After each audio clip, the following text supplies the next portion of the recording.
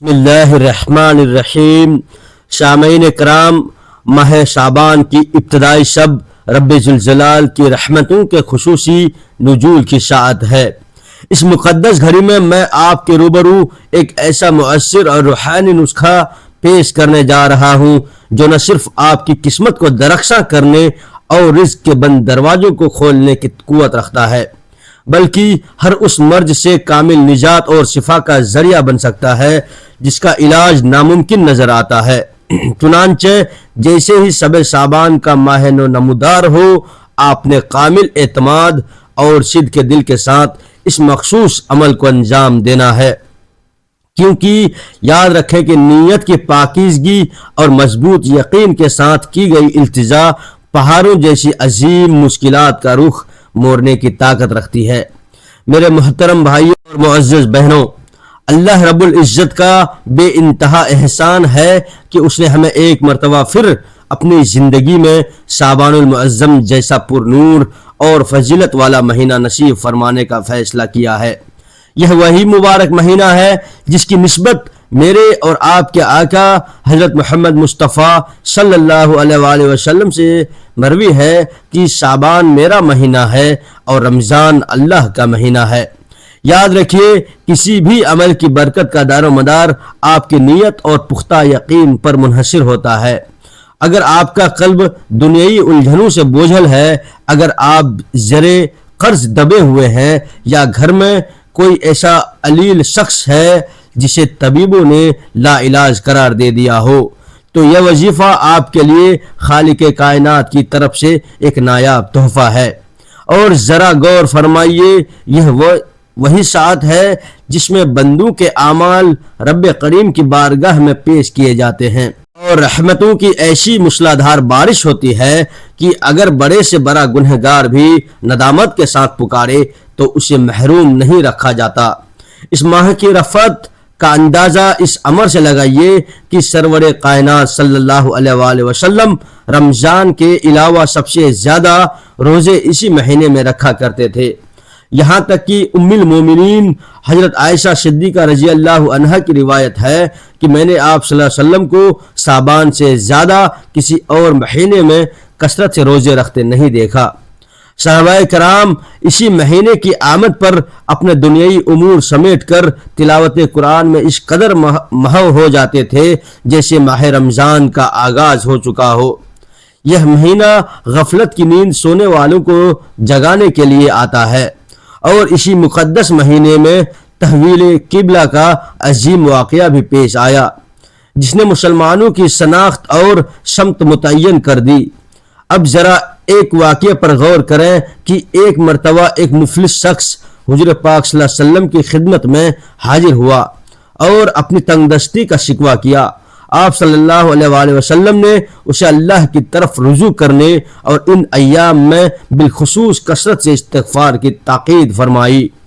رزق کی قلت ہو یا ذہنی و جسمانی بیماری، یاد رکھیں کہ رب قدیر کے خزانے لا محدود ہے، بلکہ ہم مانگنے میں کوتاہی کرتے ہیں۔ جب آپ شعبان کا چاند دیکھیں تو اسے محض ایک نئے مہینے کا آغاز نہ سمجھیں، بلکہ اسے اپنی حیات کی نئی ابتدا اور اللہ سے صلح کا ذریعہ سمجھیں۔ ایک عارف باللہ کا قول ہے کہ رجب بیج بونے کا مہینہ ہے، شعبان اس فصل کو پانی دینے کا مہینہ ہے، اور رمضان فصل کاٹنے کا مہینہ ہے۔ اگر آپ نے شعبان میں اپنے اشکوں سے ندامت کا پانی نہ دیا تو رمضان کی فصل کا لطف کیسے اٹھائیں گے؟ اس منظر کا تصور کریں جب چاند نمودار ہوتا ہے اور ملائکہ ندا دیتے ہیں کہ ہے کوئی طلبگار جسے نوازا جائے، ہے کوئی توبہ کرنے والا جسے بخشا جائے۔ ہماری بدقسمتی ہے کہ ہم دنیائی سیل اور چھوٹ کے پیچھے تو سرگردہ رہتے ہیں، لیکن اللہ کی اس عظیم روحانی سیل کو فراموش کر دیتے ہیں۔ شعبان کا چاند دیکھتے ہی آپ کے دل کی حالت ایسی ہونی چاہیے کہ یا اللہ، میں خطا کار بندہ تیری رحمت چوکھٹ پر دستک دے رہا ہوں۔ ناظرین، بس تھوڑی ہی دیر میں وہ عظیم تسبیح آپ کے سامنے پیش کی جائے گی جو آپ کی دعاؤں کی مستجاب ہونے کی کنجی ثابت ہوگی۔ حضرت انس بن مالک رضی اللہ عنہ بیان کرتے ہیں کہ جب شعبان قریب آتا تو مسلمان اپنے مصاحف کی جانب متوجہ ہو جاتا اور کثرت سے تلاوت کرتے، اپنے مالوں کی زکوٰۃ نکالتے تاکہ مستحق اور مسکین لوگ بھی رمضان کی برکتوں کی تیاری کر سکیں۔ سبحان اللہ، وہ منظر کتنا دل نشی ہوتا ہوگا جب گھر گھر سے ذکر الہی کی گونج آتی ہوگی۔ آج ہماری بے چینی کی وجہ یہی ہے کہ ہم نے اس قیمتی ساعتوں کو موبائل کی اسکرین اور لا یعنی گفتگو میں ضائع کر دیا ہے۔ یاد رکھیے، رزق صرف مال و دولت کا نام نہیں ہے، بلکہ دل کا سکون، نیک اولاد اور صحت کاملہ بھی بہترین رزق ہے۔ اگر گھر میں بے برکتی ہے، نحوست اور جھگڑے ہیں، یا کام بنتے بنتے بگڑ جاتے ہیں، تو اس کا مطلب ہے کہ آپ نے ان بابرکت اوقات کی قدر نہیں کی۔ یہاں ایک پر اثر بات یہ بھی سمجھ لیں کہ اللہ تبارک و تعالیٰ کے کچھ بندے ایسے ہوتے ہیں جن کی دعائیں عرش کو ہلا دیتی ہے، اور وہ بندے صرف وہی ہوتے ہیں جو تنہائی میں اپنے مالک سے لو لگاتے ہیں۔ اس لیے میں وہ مخصوص عمل بتانے جا رہا ہوں جسے شروع کرتے ہی آپ کی زندگی میں معجزات کا ظہور ہونے لگے گا۔ اس وظیفے کی تفصیلات بس چند لمحوں کی دوری پر ہے۔ ایک مرتبہ کا ذکر ہے کہ ایک شخص سخت بیمار تھا، نہ دوا کے پیسے تھے نہ کوئی مددگار۔ اس نے شعبان کا چاند دیکھ کر محض یہ التجا کی، اے اس چاند کے خالق، میرا تیرا سوا کوئی نہیں۔ اللہ تبارک و تعالیٰ نے اس کی عاجزی دیکھی اور اسے ایسی شمت سے شفا اور رزق عطا فرمایا جہاں سے اس کا وہم و گمان بھی نہیں تھا۔ یہ مہینہ برکتوں کا وہ سمندر ہے جس کی ہر لہر ایک نعمت ہے۔ کیا آپ جانتے ہیں کہ اسی مہینے میں حضور پاک صلی اللہ علیہ وآلہ وسلم پر درود و سلام بھیجنے کا حکم نازل ہوا؟ اس لیے اسے درود کا مہینہ بھی کہا جاتا ہے۔ جتنا زیادہ آپ اس مہینے میں درود شریف پڑھیں گے، اتنی ہی تیزی سے آپ کی حاجتیں بارگاہ رب العالمین میں مقبول ہوں گی۔ حکیم لقمان نے فرمایا تھا کہ اللہ تبارک و تعالیٰ کی رحمت کے وقت جو سویا رہا وہ اپنی تقدیر سے ہاتھ دھو بیٹھا۔ چاند دیکھتے ہی اپنی نگاہیں آسمان کی طرف اٹھائیں اور یہ سوچیں کہ رب ذوالجلال نے آپ کو ایک اور موقع دیا ہے کہ آپ اپنی زندگی کے سیاہ پنوں کو سفید کر لیں۔ رزق کی تنگی کا سب سے بڑا علاج شکر ہے، اور شعبان کا چاند ہمیں شکر گزار ہونے کی دعوت دیتا ہے۔ جب آپ اللہ کی دی ہوئی چھوٹی نعمتوں پر رب کریم کا شکر ادا کریں گے تو وہ آپ کو عظیم نعمتوں سے نواز دے گا۔ بیماریوں سے نجات کا راستہ بھی صدقہ اور دعا میں پوشیدہ ہے۔ خاص طور پر اس مہینے میں کیا گیا صدقہ بالاؤں کو ٹال دیتا ہے۔ آپ کی پریشانیاں جتنی بھی بڑی کیوں نہ ہو، اللہ کی رحمت سے بڑی نہیں ہو سکتی۔ اس رات کی عظمت یہ عالم ہے کہ رب قدیر خود آسمان دنیا پر نزول فرماتا ہے اور صدا دیتا ہے کہ ہے کوئی جو مجھ سے اپنے گناہوں کی مغفرت مانگے، کوئی ہے جو اپنی اولاد کے لیے نیکی مانگے، کوئی ہے جو مجھ سے رزق مانگے۔ ہم کتنے محروم ہوں گے اور اگر اس وقت بھی سوئے رہے یا دنیائی فضول باتوں میں مصروف رہے۔ اس مہینے میں کثرت سے سبحان اللہ و بحمدہ سبحان اللہ العظیم کا ورد کریں، کیونکہ یہ کلمات زبان پر ہلکے ہیں لیکن میزان میں نہایت وزنی ہیں۔ اپنے گھر کے کونے کونے میں اللہ کا نام بلند کریں تاکہ برکتیں آپ کے گھر کا پتہ پا لیں۔ اکثر لوگ پوچھتے ہیں کہ ہماری دعائیں قبول کیوں نہیں ہوتی، تو یاد رکھیں کہ دعا کی قبولیت کے لیے قلب کی پاکیزگی ضروری ہے، اور شعبان وہ مہینہ ہے جو دلوں کی صفائی کرتا ہے۔ حسد، بغض اور کینہ نکال کر جب آپ چاند دیکھ کر ہاتھ اٹھائیں گے تو یقین مانیے کہ آپ کی دعا فرش سے عرش تک سفر پلک جھپکتے ہی طے کر لے گی۔ رزق کے حوالے سے ایک اور واقعہ بہت مشہور ہے کہ ایک تاجر کا سارا مال ڈوب گیا۔ وہ سخت پریشان تھا۔ اس نے شعبان کے پہلے عشرے میں تہجد کے بعد اللہ کے اسماء مبارکہ کا ورد شروع کیا اور اللہ نے اسے پہلے سے زیادہ دولت اور عزت عطا فرمائی۔ یہ سب صرف اس لیے ممکن ہوا کہ اس کا یقین پکا تھا۔ آپ کا یقین ہی آپ کا سب سے بڑا ہتھیار ہے۔ بیماری کتنی ہی پرانی کیوں نہ ہو، رب کریم کے حکم سے مردہ ہڈیاں بھی جی اٹھتی ہیں۔ بس آپ نے ہمت نہیں ہارنی ہے۔ اب توجہ فرمائیے क्योंकि मैं इस बाबरकत घड़ी के उस खास राज से पर्दा उठाने वाला हूं जिसका आपको इंतजार था। यह वजीफा आपकी हयात को तब्दील कर देगा। इस वीडियो को बनाने का मकसद ही यही है कि आपकी मायूसी को उम्मीद में बदला जाए। इसी तरह हमें यह भी देखना है कि हमारी आमदनी में बरकत क्यों नहीं हो रही। शायद इसलिए कि हमने माल का हक अदा नहीं किया। शाबान का यह चांद हमें याद दिलाता है कि पाकीज़ा रिज़्क ही पाकीज़ा आमाल की बुनियाद है। अगर खून में हराम शामिल हो तो दुआए अर्श तक नहीं पहुंचती।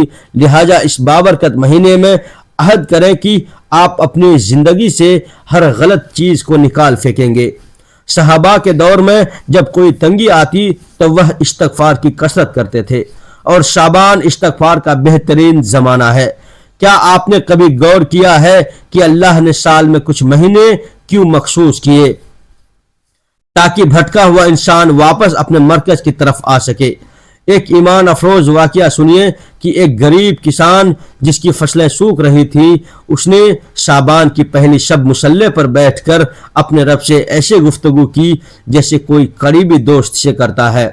उसने कहा, मालिक, जमीनें मेरी नहीं तेरी है, प्यास मेरी नहीं तेरी पैदा करदा है, अब बूंदे भी तू ही बरसा। कहते हैं कि अभी वह दुआ मांगकर उठा ही नहीं था कि घटाएं घिर आई। यह वो यकीन है जो पहाड़ों को हिला देता है। इसी तरह एक महिला का बच्चा बिस्तर मर्ग पर था। उसने शाबान की इस मुबारक घड़ियों में अल्लाह के नामों का विर्द किया और पानी पर दम करके उसे पिलाया। आज वह बच्चा जिंदा सलामत और तंदुरुस्त है। यह सब अल्लाह के कलाम की बरकतें हैं। शाबान का चांद दरअसल एक अलार्म है जो हमें रमजान के इस्तकबाल के लिए तैयार करता है। जो लोग शाबान में सुस्ती और काहिली करते हैं वह रमजान की लज्जतों से महरूम रह जाते हैं। एक बुजुर्ग फरमाया करते थे कि शाबान दिल की जमीन को नर्म करने का नाम है ताकि रमजान में ईमान का बीज फल दे सके। रिज़्क की फरावानी के लिए सूरा वाकिया और सूरा इखलास का बाकायदा विर्द अपनी जिंदगी का हिस्सा बना लें।